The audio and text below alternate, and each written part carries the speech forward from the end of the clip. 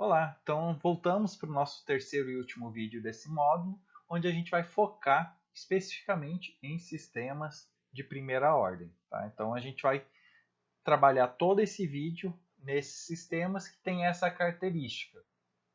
Tá?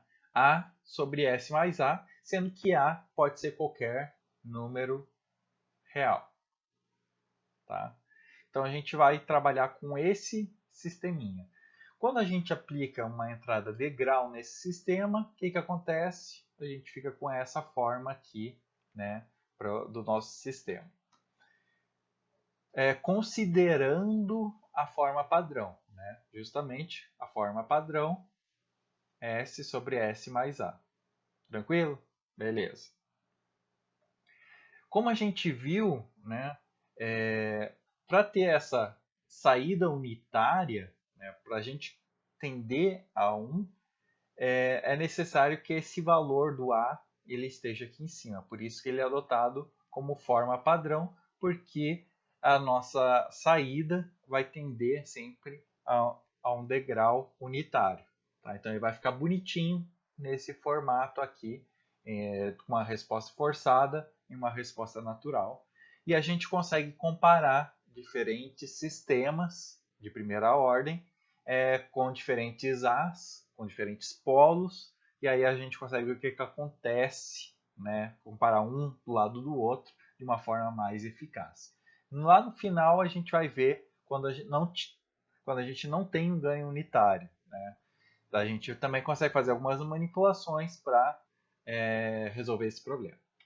Então, nosso sisteminha vai ter essa característica. Né? A gente está aplicando um degrau na entrada, né? O degrau aqui na entrada, e o nosso sistema ele vai, de forma exponencial, acompanhar esse valor. Então, essa aqui é o que a gente vai trabalhar, o nosso sistema. Bom, todas as informações, todos os parâmetros que a gente vai utilizar para caracterizar esse sistema de primeira ordem estão nesse gráfico. Então, tem muita informação nesse gráfico. A gente vai trabalhar com os valores de regime permanente, o regime estacionário. A gente vai trabalhar com a definição de constante de tempo, tá? Tempo de subida, tempo de acomodação, tá? Esse valor aqui do A, a gente consegue obter tudo desse gráfico. Mas a gente vai quebrar esse gráfico aqui em vários pedaços para não ficar tão pesado. Mas é simples, tá? Não é nada complexo. Primeira coisa que a gente vai analisar. Tá, então vamos lá. Essa aqui é o gráfico da saída. Tá? Então a gente está trabalhando com o gráfico da saída. Isso é importante. Então isso aqui é a nossa saída no tempo. Esse azulzinho aqui é a nossa saída no tempo. Tranquilo? Então, começou em 0, vai para 1. O que é a constante de tempo? É o tempo, tá? Isso aqui mata muito pessoal aí na hora de fazer a prova, tá? Ou fazer exercício. É o tempo que se leva para alcançar 63,2%. Alguns livros põem 63, outros põem 62. Depois de pesquisar um pouquinho, eu vi que a maioria considera esse valor aqui. Então, 63,2% da resposta em regime permanente resultante de uma entrada degrau. Então, a gente aplicou uma entrada degrau. Vamos dizer, então, num primeiro momento, que a nossa resposta está na forma padrão e que o meu valor final convergiu, né, foi para 1. Então, meu valor em regime permanente é 1. A minha constante de tempo é 63,2% de 1. Quanto que é 63,2% de 1? É 0,632 ou 0,632. Tá? Que dá mais ou menos aqui. Só que esse gráfico ele é a saída, a intensidade, a amplitude da minha saída em relação ao tempo. Tá? Então, como eu quero o tempo, Tá? Eu não quero amplitude. Então eu vou vir aqui em 63,2% do meu valor final e vou ver aonde que ele bate nessa curva, nessa exponencial. Então eu vou vir aqui e ver qual que é o valor que bater aqui. Tá? Esse valor de tempo, tá? Que aqui vai ser um valor, uma constante, um valor numérico, ele vai ser igual ao meu 1 sobre A. Tá? Então essa constante de tempo, como eu falei, ele é esse valor aqui, 0,632 do meu valor final. Tá?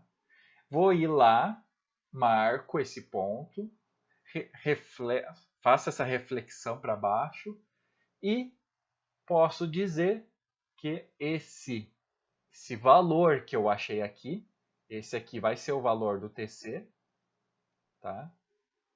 Da constante de tempo, ele é a mesma coisa que 1 sobre A.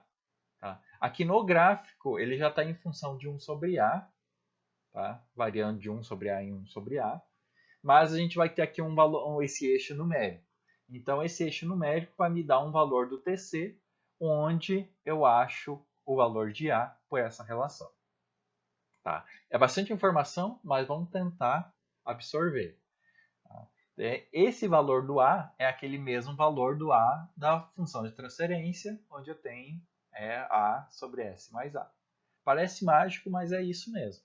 Então, em 63,2% desse valor final, eu tenho esse 1 sobre A aqui embutido, né, no meu gráfico de saída.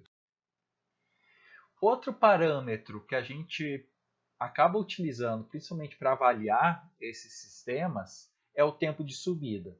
É quanto tempo ele leva para variar entre 10% e 90% do meu valor final. Então, entre 10%, tá? 10% do meu valor final aqui, que é 1, então de 0,1 a 90% do meu valor final, que nesse caso vai ser o 0,9. Então, vai ser essa faixa aqui de tempo, é o meu tempo de subida. Se vocês pegarem em função do A, vocês vão ver que vai dar isso aqui, ó, um tempo de 90% do meu valor e o tempo de 10% do meu valor final. Isso aqui, tá, vai me dar o tempo de subida. É o tempo que eu levo para o meu gráfico subir. Esse R é de rising, tá? Então é de subida em inglês. Não sei porquê, mas todos os livros mesmo em português, acho que é uma questão de, sei lá, de padronização, acaba adotando o subíndice em inglês. Tá? Isso para a gente, em específico, é extremamente ruim por causa disso aqui. Ó. Porque a gente tem uma outra variável que se chamada tempo de acomodação, que tem o S, que é de stead. Tá? Então, cuidado. Tá? Tempo de subida é o Rzinho, é o tempo de rising. Tá? Fazendo em termos de A, a gente consegue achar esse tempo de subida como 2,2 sobre A. Então, a gente sabendo o valor de A que a gente viu no slide anterior, a gente consegue chegar e descobrir qual que é esse tempo de subida. O outro termo é o tempo de acomodação, o TS. Ele é o tempo que demora para a gente sair do zero até 98% do nosso sinal. Então, até uma faixa de 2% ali em relação ao valor final. Tá? Então, é todo esse tempo, até aqui, é o nosso tempo de acomodação. Notem que eu estou trabalhando com 2%, mas poderia ser outro valor. Tá? Para 2%, eu consigo chegar, que é 4 sobre A. Tá? O que isso quer dizer? Que depois de 4 sobre A, depois desse tempo, eu posso considerar que o meu tempo de transitório acabou, que o meu tempo dessa fase de transição acabou. Então, o meu sinal ele já acomodou. Tá? É por isso que é o tempo de acomodação. Então, a partir desse momento, a partir de 4A, eu posso dizer que ele está em regime estacionário. Tá? Isso aqui é bem importante. Se eu quisesse fazer por uma outra porcentagem, eu poderia. Por exemplo, quando eu atinjo 5% do meu valor final. Então, seria esse caso aqui. Tá? Eu atingi 5%. Aqui teria uma variação de 5%. Tá? E nesse caso aqui, uma variação de 2%. Eu posso, na verdade, fazer isso para qualquer porcentagem. Eu vou mostrar para vocês como. Bom, eu vou fazer o exemplo para provar isso aqui para vocês, que 5% é o mesmo que 3 sobre A. Eu posso fazer novamente para qualquer porcentagem. Como que eu vou definir isso? Eu vou lá na minha resposta, aquela padrão, né, que eu tenho a resposta forçada e natural, e vou botar que é 0,95% ou 0,95%, né, da minha resposta final, que é 1. Então, é 95% de 1. É justamente aqui que eu vou definir a porcentagem e vou descobrir isso em função agora de A. Como que eu faço isso? Bom, esse 1 aqui passou subtraindo, certo? Beleza, chegamos nesse equacionamento. Multipliquei tudo por menos 1, beleza, está aqui, exponencial e 0,05. Como que eu elimino a exponencial? Faço ln dos dois lados. Então, ln de 0,05, ln da exponencial aqui de menos at. Exponencial de 0,05 dá esse valor aqui de menos 2,996. E eu vou ter aqui um menos at do outro lado. Multiplico todo mundo de novo por menos 1. O que eu tenho? Que o meu tempo, ou seja, o tempo de acomodação, ele vai ser 2,996 por A. Aproximadamente, a gente pode dizer que é 3 sobre A. Então, eu poderia vir aqui e mudar para qualquer porcentagem e descobrir, né, qual que é a relação dele em termos de A. Por que eu faço isso? Porque eu sei que A é sempre 63,2% do meu sinal. Chegou no 63,2%, descobriu A, eu consigo fazer todo o restante. Então eu posso descobrir para qualquer porcentagem, utilizando essa fórmula. Então fica muito mais fácil, né? O sistema de primeira ordem é super tranquilo, né? A gente lembrando desse valor-chave de 63,2, a gente resolve qualquer coisa. Bom, e o que acontece quando a gente então tem um gráfico de saída? Vamos dizer que a gente pegou o nosso sistema. Tá? Isso aqui é até o conceito básico de identificação de sistemas. A gente pegou o nosso sistema, aplicou, a gente não sabe o que ele é, a gente aplicou um degrau na entrada e a gente está coletando as saídas. Vamos dizer que fosse um circuitinho e eu estou coletando com o Arduino lá a minha saída. E aí eu coletei várias saídas e eu cheguei e consegui montar essa exponencial. E agora eu quero analisar essa exponencial e reconstruir a minha função transferência. É possível, é o que a gente vai fazer. E junto com isso, a gente já vai ver a ideia de trabalhar quando eu tenho um ganho não unitário, que é justamente o que vai acontecer na prática. Tá? A gente não vai ter um sisteminha bonitinho que vai convergir para 1. A gente vai ter vários valores e a gente precisa saber qual que é a função transferência, né, e qual que é a entrada que foi aplicada. Então a gente consegue reconstruir tudo isso. Bom, como que a gente faz isso? Considera, tá, que a gente tem esse sistema aqui, a nossa saída é a entrada e a função transferência acoplada. A gente não sabe, né, qual que é a parte da função transferência, qual que é a parte da entrada. A gente sabe que se a gente adotar a forma padrão para a função transferência, tá, o meu resultado fica com uma cara assim. Tá? Então, eu consigo relacionar aquele valor do regime permanente, que é o valor do degrau, tá? Com K sobre A. Mas por quê? Porque eu estou assumindo que a minha função de transferência, tá? Ela está num formato padrão.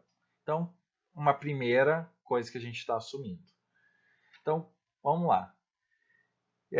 Isso quer dizer que, então, que o nosso regime permanente, tá? Resultante desse degrau, é justamente esse K sobre A. Então, disso aqui, a gente consegue relacionar que K sobre A, sendo que esse K é justamente a função transferência junto com a entrada, é igual o meu valor de regime permanente. Tranquilo? É só essa ideia inicial. O que a gente vai fazer agora? Então, vamos tentar resolver um exemplo, que aí eu acho que fica um pouco mais claro. Eu passei um gráfico aqui para vocês, onde não tem nenhuma informação. Eu quero reconstruir todas as informações do meu sistema a partir desse gráfico. Eu quero achar minha GDS e a minha entrada. Eu quero saber tudo. Como que eu faço isso? Bom, vamos começar devagar. O que a gente sabe? Bom, eu sei, olhando o gráfico, que eu tenho um regime permanente aqui. Então, ele está parando num valor que não é 1. Então, já complicou um pouquinho também, mas vamos lá. Beleza. Quanto que é esse valor de regime permanente? Eu vou lá e vejo e anoto. Beleza, meu regime permanente é 0,72, vamos dizer. Beleza. Bom, o que eu consigo achar que depende de regime permanente? Eu consigo achar a minha constante de tempo. Quem que é a constante de tempo? É 63,2% do meu valor final, do meu valor de regime permanente. Então, vou lá, 0,632 vezes o valor do regime permanente, que é 0,72. Isso vai me dar esse valor aqui, ó. Tá? Esse aqui é o valor de y, tá? Que acontece 63,2% do meu valor. Tá? Qual que é o valor de 63,2%? Né? Seria isso. Beleza.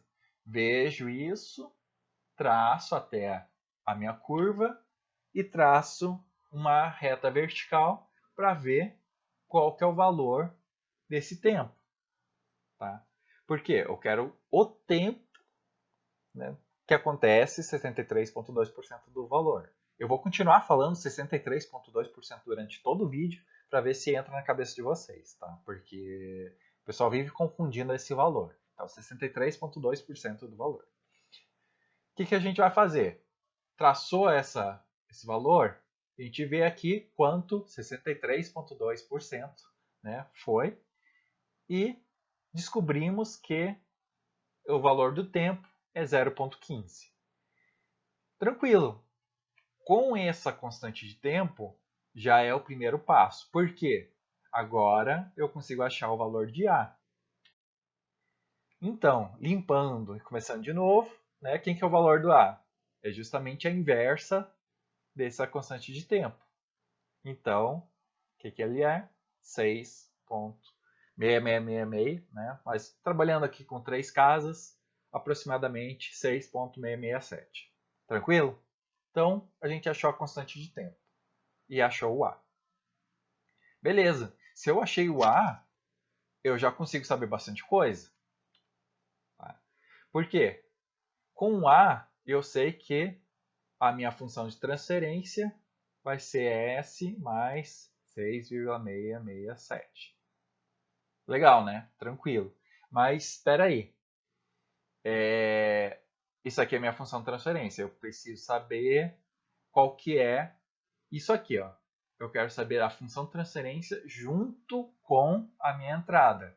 Né? Qual que era a função de transferência tudo junto, né? Integrada, vamos dizer. Eu quero a minha saída completa. Por quê? Porque eu posso assumir que isso aqui é a função de transferência na forma padrão, mas eu não tenho certeza se é. Então, vamos descobrir certinho. A gente viu que a gente consegue relacionar esse K que está aqui em termos do A, que está aqui embaixo, e do meu valor de regime permanente. Então, multiplicando 6,667 por A, o que eu tenho? 4,8. Tá? O que isso quer dizer? Que a minha saída, na verdade, tem esse valor aqui. Tá? Então, essa aqui seria a resposta mais completa. Por quê? Eu não estou assumindo nada sobre a função de transferência e nem sobre a entrada. Eu estou simplesmente dizendo que a minha saída está escrita nesses termos. A partir desses termos, eu posso, se eu souber a entrada que eu apliquei, beleza, aí eu consigo achar a minha função de transferência. Por quê? Vamos dizer que eu apliquei um degrau unitário. Se eu apliquei um degrau unitário, quer dizer que meu y de s, tá, é 1 sobre s vezes o g. O que isso quer dizer? Que esse 1 sobre s é isso aqui e o meu g é esse outro. Então, o meu g aqui seria 4,8 por s mais 6,667. Viram que dá uma diferença? Depende da minha interpretação aqui. Eu sei que qual foi a minha entrada? Se eu sei a minha entrada, eu consigo saber a G de S perfeitamente. Agora, eu não sei a entrada, não sei a G de S. Bom, eu posso assumir que a minha G de S tem um formato padrão e que a minha entrada foi um outro valor. Vai depender da situação. Esse caso aqui é o mais correto, tá? Porque dificilmente a gente não vai saber a entrada que a gente está aplicando. Tá? Então, esse é um detalhe. O que mais que a gente vai poder analisar? Então, olha só nesse exemplo. Tá? Essa aqui foi a curva do exercício que eu peguei lá do livro. Essa aqui foi a curva que eu levantei, tá, para vocês a partir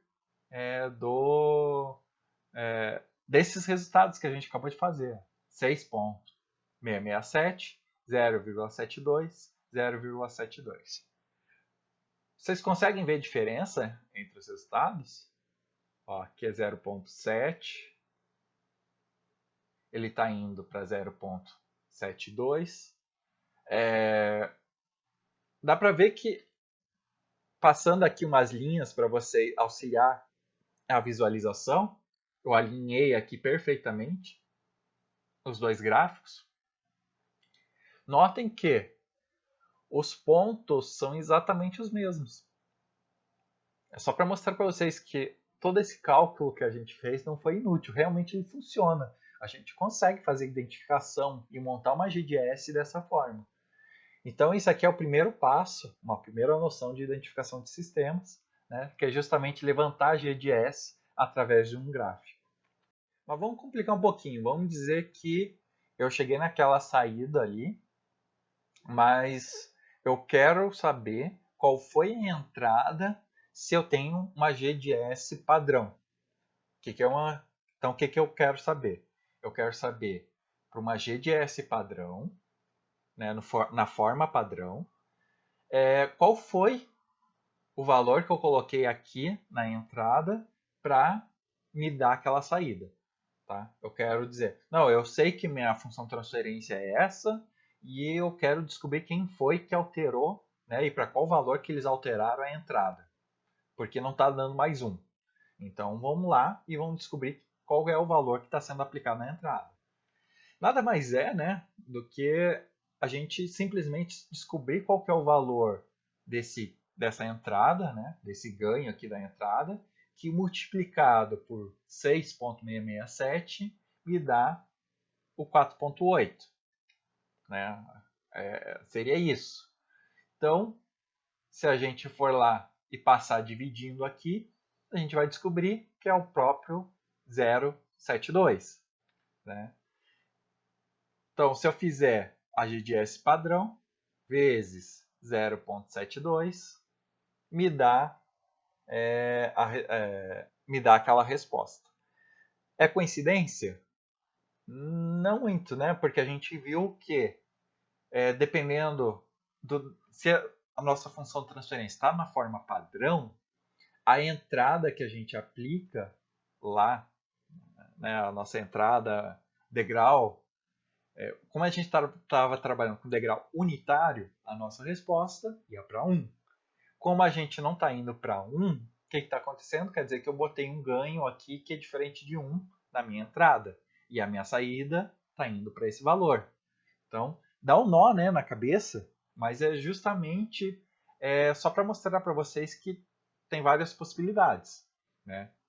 E a nossa resposta forçada aqui é justamente, né, a gente está forçando o nosso sistema a ir para esse comportamento que, como a nossa forma padrão ela é mais neutra, tá? A nossa saída ela fica bonitinha aqui, aparece, né, bonitinha a entrada que a gente aplicou. Então só cuidem, né, esse detalhe. Às vezes a gente quer a GDS no formato padrão, às vezes a gente não pode dizer que ela está no formato padrão. As maioria das funções de transferência, 99,999% das funções de transferência não estão na forma padrão. Ela só é usada para estudo. Tá?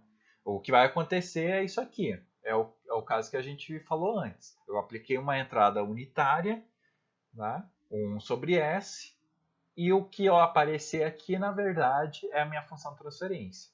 Então, é isso aqui que acontece. Beleza? Eu sei que é bastante coisa, né? Mas vamos lá. A gente ainda tem alguns exercícios que a gente pode fazer relacionado a isso. Então, vamos lá.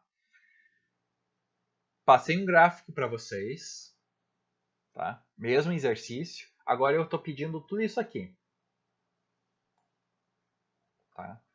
Qual que é o detalhe? Eu preciso também saber se eu estou pedindo na forma padrão ou se eu sei que eu apliquei um degrau unitário. Então tem essa variação aqui nesse exercício.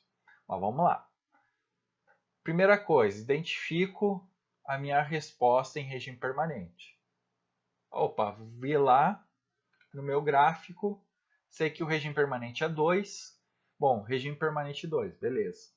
63,2% desse valor. 63,2% desse valor é 0,632 vezes 2, ou seja, 1,264. Vou lá, traço esse valor e vejo aonde ele reflete no eixo X. Lembrando, isso aqui é a saída pelo tempo.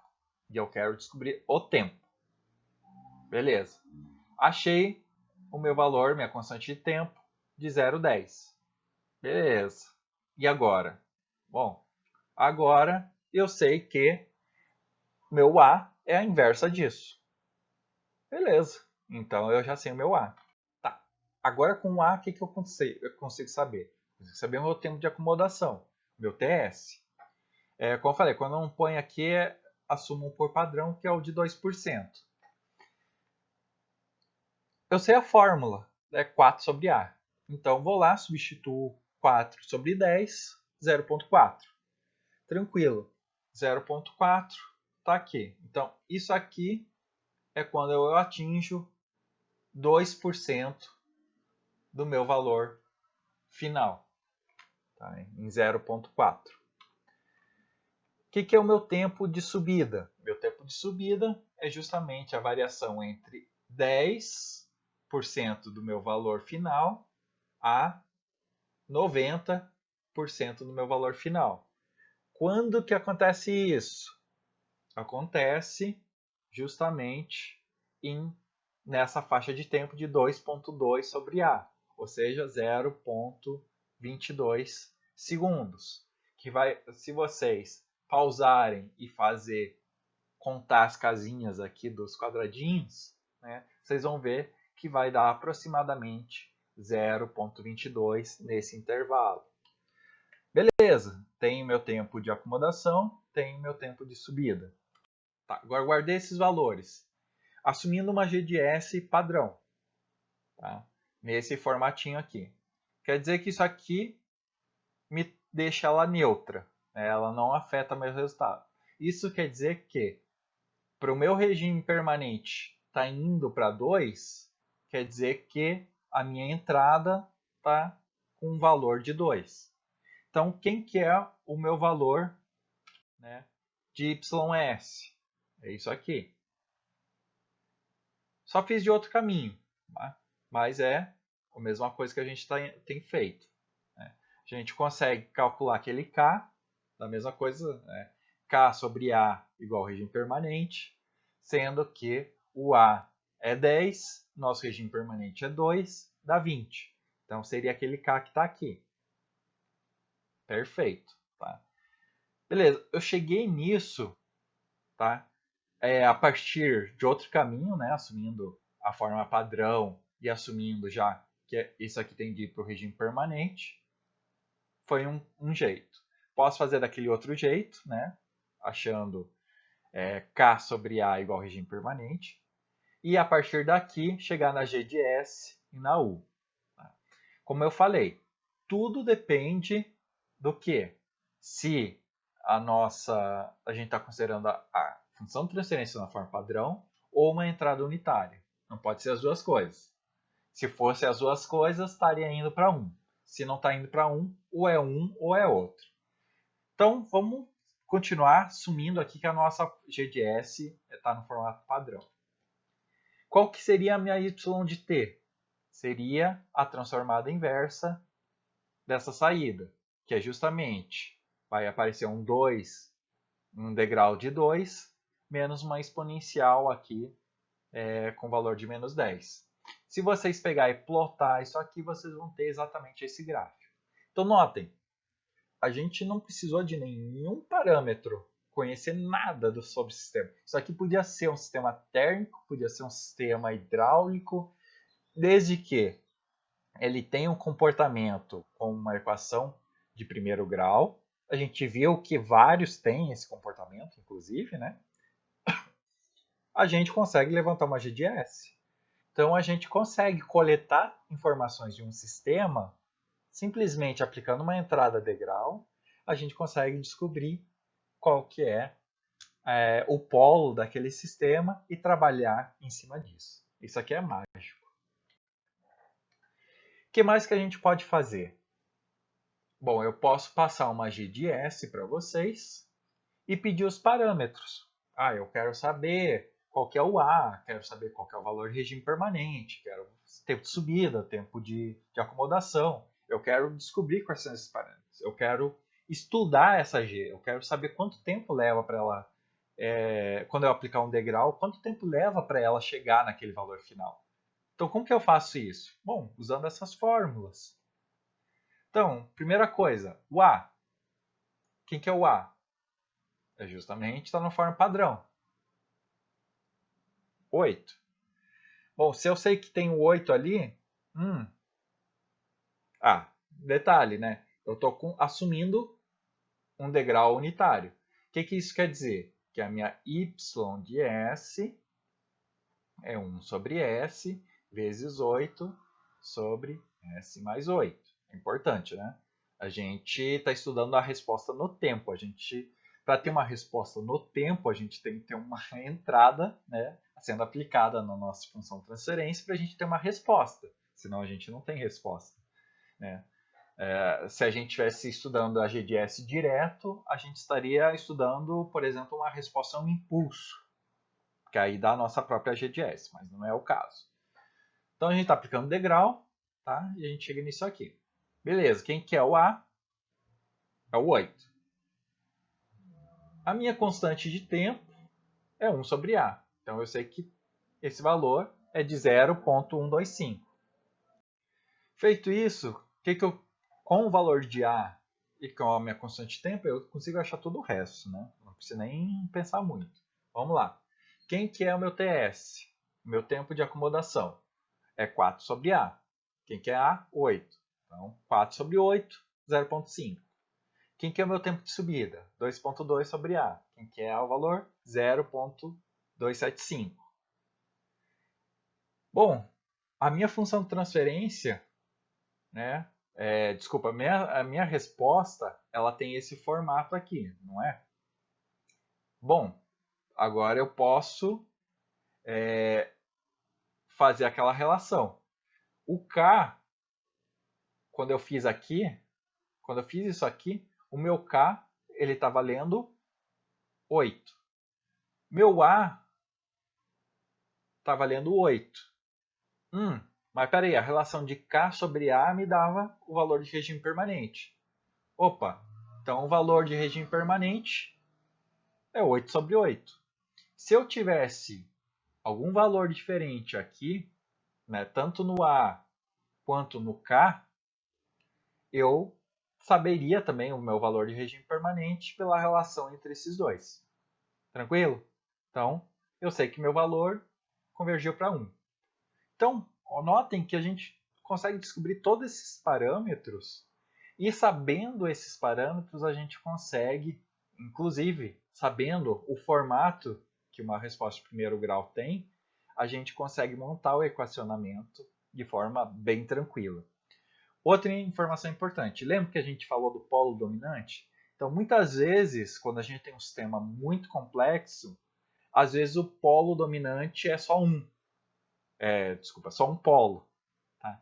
E a gente consegue aproximar para uma exponencial e olha como fica mais fácil a análise.